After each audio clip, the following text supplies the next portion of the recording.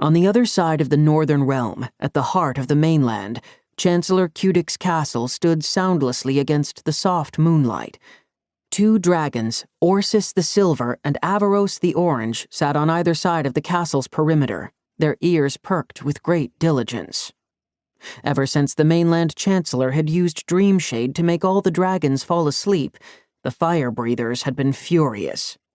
After Cudic's swift victory against the magic folk of Meraki Island a month prior, the 7 dragons stationed on the mainland now kept extra attentive eyes on the chancellor and his goings-on.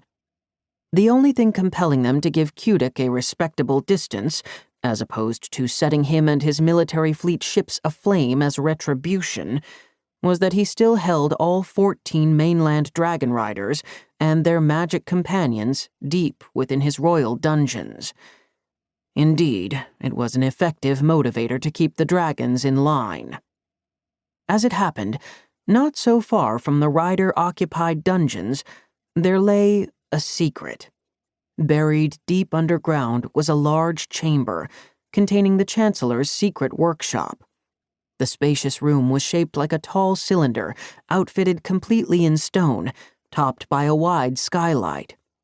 On one side of the workshop sat 2 large tables covered with scrolls, gemstones, and an assortment of potted plants. At the room's center was a large atrium.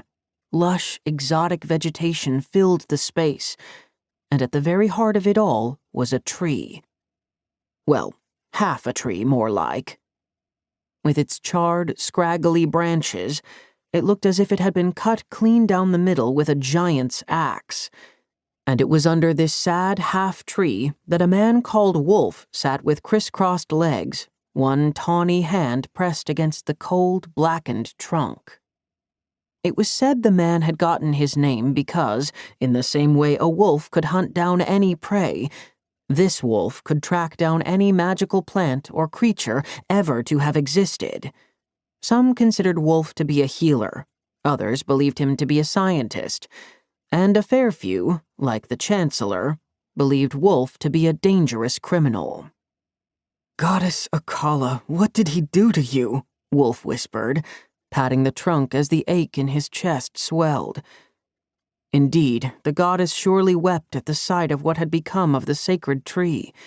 He'd heard how Cudic had managed to steal part of the offering tree. The prison guards liked their gossip, after all. Apparently, in Cudic's attempt to transport the tree from Meraki Island, he'd been thwarted by a group of children and was thus forced to flee with only half of the magical tree in tow. Cudic had replanted the roots in his workshop garden, but his efforts had proved fruitless. The tree was clearly dead. Not an ounce of magic pulsed from inside it, Wolf was certain. Just then, a low creaking sound broke the silence, and the enormous door swung open. The silhouette of the Chancellor took shape in the doorway, the torchlight from the hallway behind him throwing strange shadows off the man's pale, angular face. He looked as regal as ever with his impeccably tidy goatee and golden hair parted neatly to the side. His slim-fit navy frock boasted a row of silver buttons, and the breast pocket held a pearly pocket square to match. Wolf nearly rolled his eyes. The number of hours Cudic spent on his physical appearance had always disgusted Wolf to no end. Following Cudic was an older man with bright amber eyes and silver hair pulled back in a ponytail. His plum-colored vest looked faded underneath his gray hooded robe. An unknowing onlooker might conclude the old man was as feeble as his worn-out clothing, but Wolf knew better.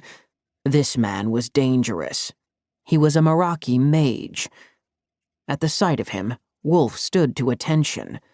He hadn't seen the old mage in centuries, and none of those ancient memories were good ones.